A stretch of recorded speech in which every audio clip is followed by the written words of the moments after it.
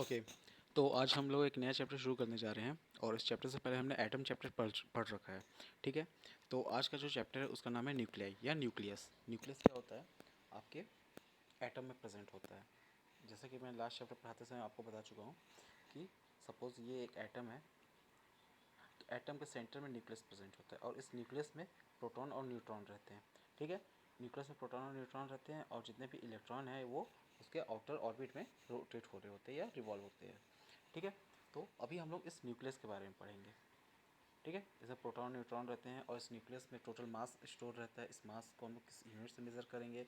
इसके अंदर अगर प्रोटॉन और न्यूट्रॉन आपस में इकट्ठे रहते हैं तो कुछ ना कुछ एनर्जी प्रेजेंट रहती है, कुछ एनर्जी के बारे में डिस्कस करेंगे। फिर फ्यूज़न और फिज़न क्या होता है उसके बारे में पढ़ेंगे। ठीक है। तो चलिए शुरू करते हैं। तो सबसे पहली बात कि न्यूक्लियस, जितना भी एक एटम का मास होता है उसके न्यूक्लियस के कारण होता है। क्यों? क्योंकि इलेक्ट्रॉन का मास बहुत ही कम होता है और प्रोटॉन और न्यूट्रॉन का मास इलेक्ट्रॉन के कंपेयर में थोड़ा ज़्यादा होता है। और ठीक है, प्रोटॉन और न्यूट्रॉन का मास अप्रॉक्स बराबर होता है। ठीक है। प्रोटॉन का मास 1.007 होता है तो न्यूट्रॉन का मास 1.008 होता है। ठीक है। बस इतने का ही डिफरेंस होता है। ठीक है। तो अब आगे चलते हैं। सबसे पहले अगर हम लोग को न्यूक्लियस का मास मेज़र करना है तो उसको हम लोग किस में मेज़र करेंगे? उसको केजी या ग्राम में तो मेज़र नहीं कर सकते क्योंकि केजी और ग्राम बहुत बड़ी यूनिट हो जाती है। एटम अपने में बहुत ही छोटा एटम में जो न्यूक्लियर प्रेजेंट है वो बहुत ही छोटे हैं, तो उसका मास जो है वो बहुत ही कम आएगा। तो उसको हम लोग मेज़र करने का एक यूनिट डिराइव किए हैं। जो यूनिट होता है एटॉमिक मास यूनिट, जिसको हम लोग शॉर्ट में AMU लिखते हैं। ठीक है। तो अब AMU को हम लोग कहाँ से डिराइव किया, ये कहाँ से आया? तो हमने क्या किया, एक स्टैंडर्ड आइटम लिया, कार्बन 12। ठीक है। कार्बन के दो आइसोटॉप्स होते हैं, C12 और C14। तो जिसमें से हमने कार्बन 12 लिया, उसके जो मास है C12 का जो मास है उसका 1/12 किया। ठीक है। कार्बन का C12 के जो मास है उसको 1/12 किया, तो जो आपका क्वांटिटी आई, ठीक है, उसको हमने 1 AMU नाम दिया। ठीक है। उस वैल्यू को हमने 1 AMU कहा। ठीक है। तो अब अगर हम लोग 1 मोल कार्बन एटम की बात करते हैं तो 1 मोल कार्बन आइटम में 6.023 इंटू 10 पावर 23 एटम होते हैं। अगर 12 ग्राम कार्बन हम लोग बोल रहे हैं तो उसमें उसका मतलब क्या हुआ? 12 ग्राम कार्बन, कार्बन का जो मास होता है वो 12 होता है। 12 ग्राम कार्बन आप ले रहे हो तो उसका उसमें कितने नंबर ऑफ एटम प्रेजेंट होंगे? 6.023 इंटू 10 पावर 23 एटम्स प्रेजेंट होंगे। ठीक है। तो इस तरह से हम लोग कह सकते हैं कि 1 एटम जो होता है कार्बन का, उसके मास कितना होगा? 12 डिवाइड बाई 6.023 इंटू 10 पावर 23। ठीक है। तो यही आपका मास ऑफ C12 एटम हो जाएगा। ठीक है। अब उसको हम लोग 1/12 कर देते हैं तो आपका आ जाएगा मास ऑफ C12 का 1/12, इसे हम लोग 1 AMU कहें। ठीक है। यही चीज़ इसमें लिखा हुआ है। ठीक है। अब इसके बाद मैं जैसे बताया था मास ऑफ प्रोटॉन और मास ऑफ न्यूट्रॉन, इसमें बहुत ही स्लाइटली डिफरेंस होता है। ठीक है। इलेक्ट्रॉन तो बहुत ही कम हो जाता है। तो ये होता है मास ऑफ प्रोटॉन 1.007 इंटू 0.07276। ठीक है। और मास ऑफ न्यूट्रॉन कितना था? 1.00865। ठीक है। ये आपके आगे न्यूमेरिकल सॉल्व करने में ये वैल्यू बार बार आएगी, इसको थोड़ा ध्यान रखिएगा। ठीक है। ओके। अब 1 AMU, अब जहाँ पे भी मास है उसका कुछ ना कुछ तो एनर्जी होगा ही। तो 1 AMU इसकी एनर्जी कितनी है? अगर इसको एनर्जी में कन्वर्ट करें तो उसमें क्या मास एनर्जी इक्वेशन एक हमने पढ़ा होगा, E=mc²। ठीक है। तो उससे अगर उसमें हम लोग क्या करते थे, m की वैल्यू जो रखते थे वो kg में रखते थे, c की वैल्यू मीटर पर सेकेंड में रखते थे। यहाँ पे आपके m की वैल्यू क्या है? AMU में दी हुई है। ठीक है। तो 1 AMU will be equal to 1.67 into 10 power 27, यहाँ से हम ला चुके हैं पहले ही। ठीक है। तो इस 1 AMU को मास जो इस वैल्यू को रखते, सी की वैल्यू कितनी हो जाएगी? 3 × 10 पावर 8, तो इसका स्क्वायर। तो इस वैल्यू को जब हम यहाँ पे रखते हैं E=mc²। ठीक है। तो ये वैल्यू आपकी आ जाएगी, ये जूल में आएगी। ठीक है। E=mc² रखोगे तो जूल में। अब हमको इसको इलेक्ट्रॉन वोल्ट में चाहिए। ठीक है। जूल में तो बस इस वैल्यू को निकालो, आपका आ जाएगा आंसर। अब इसको इलेक्ट्रॉन वोल्ट में चाहिए तो 1.6 इंटू 10⁻⁹ इलेक्ट्रॉन का जो चार्ज होता है उससे हम डिवाइड कर देते हैं। तो ये वैल्यू आपकी इलेक्ट्रॉन वोल्ट में आएगी 931 मेगा इलेक्ट्रॉन वोल्ट। तो ये वैल्यू को हमेशा ध्यान रखिएगा। अब जो भी आप डिराइव करोगे, तो अगर आप मास डिफेक्ट निकाल लेते हो, मतलब डेल एम निकाल लेते हो, तो उसको अगर एनर्जी में कन्वर्ट करना है तो 931 से उसको मल्टीप्लाई करना होता है। ठीक है। अब अगला है what is energy equivalent of 2 kg object. अब 2 किलो का कोई आपका ऑब्जेक्ट, केजी का कोई आपके पास ऑब्जेक्ट है तो उसका अगर एनर्जी इक्विवेलेंट निकालना है तो कैसे निकालोगे? तो हमको पता है E=mc²। ठीक है। तो equal to M C square, m की जगह 2 kg, सी की जगह 3 × 10⁸ उस वैल्यू को रखे और यहाँ से ई आपका निकल गया। ये ई जो निकलेगा किसमें आएगा, ये आपका जूल में आएगा। अगर इसको इलेक्ट्रॉन वोल्ट में कन्वर्ट करना है तो 1.6 × 10⁻⁻19 से डिवाइड करना होगा। ठीक है, तो आपका जूल में आ गया। अब अगला आता है साइज ऑफ न्यूक्लियस। अब यहाँ हमको ये समझना है कि किसी भी न्यूक्लियस का हमको क्या पता है, एटॉमिक नंबर पता है और एटॉमिक मास पता है। ठीक है, तो किसी भी न्यूक्लियस का जो एटॉमिक नंबर अगर बात करें तो उसमें जितने प्रोटॉन प्रेजेंट होंगे वो उसका एटॉमिक नंबर होगा। ठीक है, ये होता है ना एटम में जितने प्रोटॉन या जितना इलेक्ट्रॉन, दोनों में से कोई भी एक, जितने प्रोटॉन होते हैं उतने इलेक्ट्रॉन भी होते हैं, तो दोनों में से जो भी एक प्रेजेंट होता है उतना ही उसका एटॉमिक नंबर होता है। और number of proton plus number of neutron जो प्रेजेंट होते हैं वो उसका एटॉमिक मास होता है। तो न्यूक्लियस की बात करें तो वहाँ पे प्रोटॉन और न्यूट्रॉन प्रेजेंट होते हैं, हमें एटॉमिक मास को कंसीडर करना होगा। ठीक है, तो वॉल्यूम ऑफ न्यूक्लियस जो है वो प्रोपोर्शनल होता है एटॉमिक मास के। ठीक है, एटॉमिक मास जितना ज़्यादा होगा उसका वॉल्यूम उतना ज़्यादा बढ़ते जाएगा। ठीक है, तो वॉल्यूम का फॉर्मूला होता है 4/3 πr³ ठीक है, आर यहाँ पे रेडियस ऑफ एटम न्यूक्लियस होगा। ठीक है, that will be proportional to atomic mass. ठीक है, अब अगर हम लोग देखें तो 4/3 जो है वो कांस्टेंट टर्म है, तो r³ will be proportional to a। ठीक है, r³ will be proportional to a। अब यहाँ प्रोपोर्शनल साइन हटाएंगे तो एक कांस्टेंट टर्म लगाएं जो होता है r0। अब ये r0 क्या होता है, हमने C12 एटम लिया था, उस C12 एटम का जो भी रेडियस होगा, ठीक है, C12 एटम का जो भी रेडियस होगा उसी को हम लोग यहाँ R0 की तरह यूज़ करते हैं। तो प्रोपोर्शनल साइन हटाएंगे तो एक कांस्टेंट टर्म लगेगा जिसको हम लोग R0 बोलते हैं। So here r³ will be proportional to R0 into A. ठीक है, अब अगर r³ को हटाएंगे तो r will be equal to R0 into a⁻1/3। ठीक है, तो यहाँ पर R0 इंटू a⁻a/3 हो जाएगा। ठीक है, अब यहाँ R0 की एक वैल्यू भी होगी कुछ ना कुछ, तो ये होती है 1.2 इंटू 10⁻⁻15 मीटर, या इसी को फर्मी बोलते हैं। 10⁻⁻15 को आप लोग फर्मी भी बोल सकते हैं, तो 1.2 फर्मी ऐसा भी बोल सकते हैं इस चीज़ को।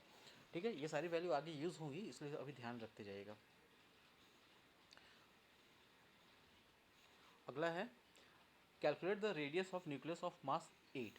अब सेम फॉर्मूला का यूज़ करके आपको बोल रहा है कि आप एक न्यूक्लियस है जिसका एटॉमिक मास 8 है, तो उसका आपको रेडियस फाइंड करना है। तो r will be equal to R0 8⁻1/3। 8⁻1/3 अगर करेंगे तो 2 आएगा, तो R0 की value 1.2 fermi, that will be multiply by 2, so it will be equal to 2.4 Fermi.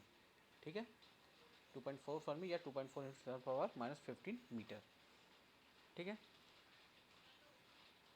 अब अगर हम लोग हाइड्रोजन का एग्जांपल लेते हैं तो हाइड्रोजन का होता है 1H1, उसका एटॉमिक नंबर भी 1, एटॉमिक मास भी 1। ठीक है, Z से एटॉमिक नंबर को डिनोट करते हैं, A से एटॉमिक मास को। ठीक है, तो नंबर में इलेक्ट्रॉन कितने प्रेजेंट होंगे हाइड्रोजन में, 1, प्रोटॉन कितने, 1। ठीक है, और न्यूट्रॉन प्रेजेंट होंगे क्या, नहीं प्रेजेंट होंगे, क्योंकि neutron equal to atomic mass minus atomic number होता है। ठीक है, तो यहाँ पे वो लिखा है। ठीक है, न्यूट्रॉन विल बी 0। अब न्यूक्लियर डेंसिटी क्या होता है, तो डेंसिटी का हम लोग को फॉर्मूला डायरेक्ट पता है, V equal to sorry density will be equal to mass of object divide by volume of object, उसका मास डिवाइड बाई उसका वॉल्यूम। ठीक है, तो अब अगर किसी भी मतलब किसी भी न्यूक्लियस की हम लोग डेंसिटी की बात करें तो उसका मास और उसके वॉल्यूम का रेशियो होता है। तो अगर हम लोग एक एग्जांपल ले लेते हैं कि rho will be equal to mass upon volume. अब अगर मास की बात करते हैं तो उसमें number of proton multiply by उसका जो क्या बोलते हैं एटॉमिक मास होगा। ठीक है, उसको मल्टीप्लाई कर दो, वही उसका मास होगा। ठीक है, तो एम पी मल्टीप्लाई बाई ए। ठीक है, यही उसका मास होगा, डिवाइड बाई 4/3 πr³ इतना हो गया। तो अब r³ को हम लोग लिख सकते हैं R0 इंटू 8⁻1/3। ठीक है, तो उसका फिर क्यूब भी हो जाएगा, तो R0 का क्यूब मल्टीप्लाई बाई ए, तो एटॉमिक मास ऊपर नीचे कैंसिल हो गया। So rho will be equal to mass of proton divide by 4/3 πr0 का क्यूब। ठीक है, मास ऑफ प्रोटॉन की वैल्यू रख दिए, पाई की वैल्यू रख दी 4/3 कॉन्स्टेंट है, R0 की वैल्यू हमको पता है 1.2 फर्मी, तो यहाँ से आपका रो का वैल्यू आ जाएगा 2.38 × 10⁻17 kg पर मीटर क्यूब। ये हर न्यूक्लियस के लिए सेम होगा, क्योंकि देखो सारी वैल्यू इसमें कांस्टेंट है। मास ऑफ प्रोटॉन 4/3 πr0, ये सारी वैल्यू कांस्टेंट है, तो सारे न्यूक्लियस के लिए ये चीज़ सेम होगा। ठीक है, अगला है मास एनर्जी इक्विवेलेंट। तो मास एनर्जी इक्वेशन अभी मैं तुम लोग को बता चुका हूँ, तो E equal to M C square होता है। तो इस फॉर्मूले में मास की वैल्यू रख दो और स्पीड ऑफ लाइट रख दो, तो वहाँ से आपको उस मास से रिलेटेड एनर्जी मिल जाएगी। ठीक है, तो अगर कोई ऑब्जेक्ट है वो स्टेशनरी है तो उसकी एनर्जी अलग होगी, अगर वो मोशन में है तो उसकी एनर्जी कुछ अलग होगी, क्यों? तो उसमें काइनेटिक एनर्जी भी जुड़ जाएगी, ठीक है। So total energy will be equal to E naught, that is stationary energy plus kinetic energy. So from here we can write E equal to M C square equal to M naught C square plus kinetic energy, ठीक है। So kinetic energy will be equal to del M C square, ठीक है। अब अगला चलते हैं mass defect. Mass defect क्या होता है? होता क्या है कि कोई भी आपका जो न्यूक्लियस है वो किससे किससे मिल के बना होगा? वो प्रोटॉन और न्यूट्रॉन से मिलकर बना होगा। अब मान लो उसमें 4 प्रोटॉन और 4 न्यूट्रॉन प्रेजेंट हैं, ठीक है। तो अब आप 4 प्रोटॉन को उसके मास से मल्टीप्लाई, प्रोटॉन और मास से मल्टीप्लाई करोगे, और 4 न्यूट्रॉन को उसके मास ऑफ न्यूट्रॉन से मल्टीप्लाई करोगे। इन दोनों को मल्टीप्लाई करने के बाद इसको जब ऐड करोगे तो कुछ ना कुछ वैल्यू होगी। अब हमको क्या पता है कि प्रोटॉन और न्यूट्रॉन से मिलकर बना है, तो इसकी जो न्यूक्लियस की जो मास है वो उतनी होनी चाहिए जो आपको ऐड करने के बाद आएगी। लेकिन होता क्या है कि जो आपका न्यूक्लियस है उसका जो मास है वो थोड़ा कम आता है, जितना प्रोटॉन और न्यूट्रॉन का मास है उसको ऐड करने पे आना चाहिए उससे कम होता है। तो ये जो डिफरेंस आता है इसी को हम लोग मास डिफेक्ट कहते हैं। So here it is written mass defect is defined as difference between the mass of constituent nucleons, जो उसको बनाने वाले न्यूक्लियॉन है दैट इज प्रोटॉन और neutron of nucleus in free state and mass of nucleus it is denoted by del m.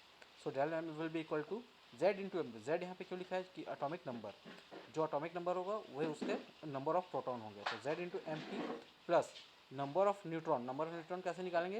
Atomic mass divide minus atomic number A minus Z into M N, ठीक है।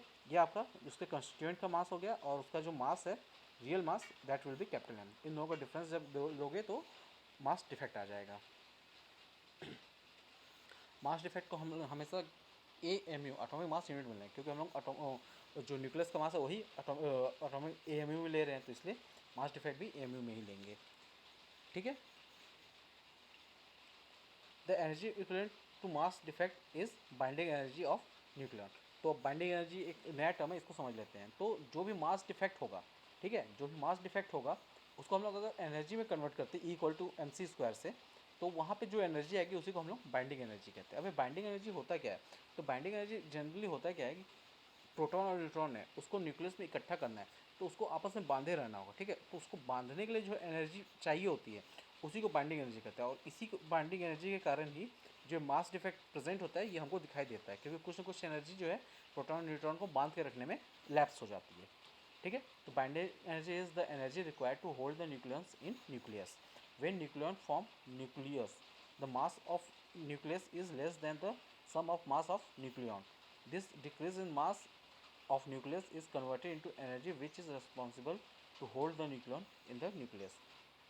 The total energy required to disintegrate the nucleus into its constituent. अब अगर कोई nucleon है, एक nucleus है, उसको अगर प्रोटॉन और न्यूट्रॉन में डिवाइड करना है तो उसके लिए आपको ऐसा नहीं हो अपने आप डिवाइड हो जाएगा, कुछ ना कुछ एनर्जी देनी पड़ेगी। तो एनर्जी कैसे कितनी नहीं होगी? तो उस जो एनर्जी आप दोगे बाहर से उसी को आप बाइंडिंग एनर्जी कहोगे। उतना ही बाइंडिंग एनर्जी मतलब जितने एनर्जी उसको बांध के रखिए बाहर से उतनी एनर्जी और लगाओगे तभी तो टूटेगा ना। तो that will be equal to binding difference in binding energy that is del E B will be equal to del M into C square.